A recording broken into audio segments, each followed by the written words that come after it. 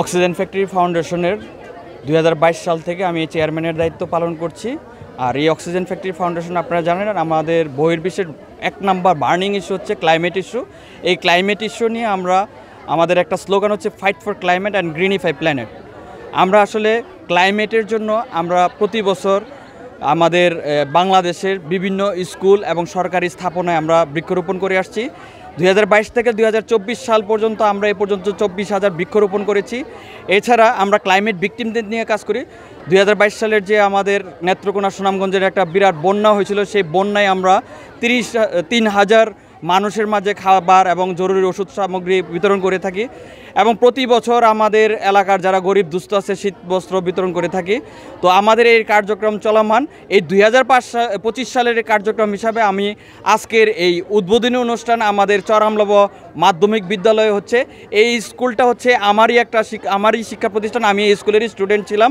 এই জন্য এই 2025 সালের এই প্রোগ্রামটা আমরা 5,000 চারা বিতরণের কার্যক্রম বেলাব উপজেলায় নিয়েছি। এছাড়া কিশোরগঞ্জ জেলার কুলিয়ারচর উপজেলায় আরও 5,000, টোটাল 10,000 আমাদের 2025 সালের আমাদের বৃক্ষরোপণের কার্যক্রম চলবে। প্রথমে ধন্যবাদ জানাই আমাদের অক্সিজেন ফাউন্ডেশন ফ্যাক্টরির জনাব মোহাম্মদ তমাল হোসেন সরব ভাইকে। তিনি যে উদ্যোগটা নিয়েছেন অত্যন্ত গুরুত্বপূর্ণ, কারণ পৃথিবীতে এখন দেখা যাচ্ছে প্রতিনিয়তই 60% কি 70% বৃক্ষ নিধন হচ্ছে প্রতিদিন।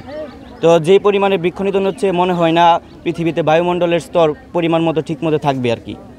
তো কথা হচ্ছে গিয়ে যে একটা গাছ নিধন করলে 2টা গাছ রোপণ করতে হবে। দুইটা গাছ রোপণ করতে হলে তার পরিচর্যাও আছে। আর পরিচর্যা থাকতে গেলে তাই গাছটি বৃদ্ধি হতে হবে, বড় হতে হবে, ফল দেবে, ফুল দেবে, সবচেয়ে বড় কথা হচ্ছে আমাদের অক্সিজেন দেবে। অক্সিজেন দিতে গেলে দেখা গেছে যে অনেক পরিমাণে মানুষ যদি বৃদ্ধি পায়, মানুষের জনসংখ্যা যে পরিমাণে বৃদ্ধি পাচ্ছে, গাছেরও প্রয়োজন হচ্ছে।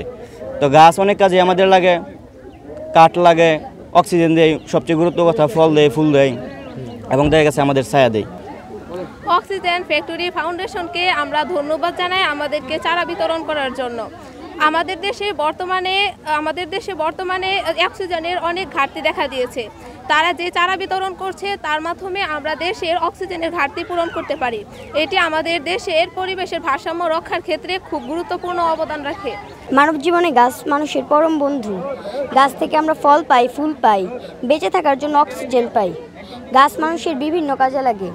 গাছ থেকে মানুষ বিভিন্ন আসবাবপত্র ইত্যাদি তৈরি করতে পারে। এই যে বৃক্ষরোপণের উদ্যোগ, এটা সত্যি খুবই চমৎকার। আমরা খুবই খুশি এবং গর্বিত যে আমাদের এলাকায় আজকে বৃক্ষরোপণের কর্মসূচি আয়োজন হয়েছে।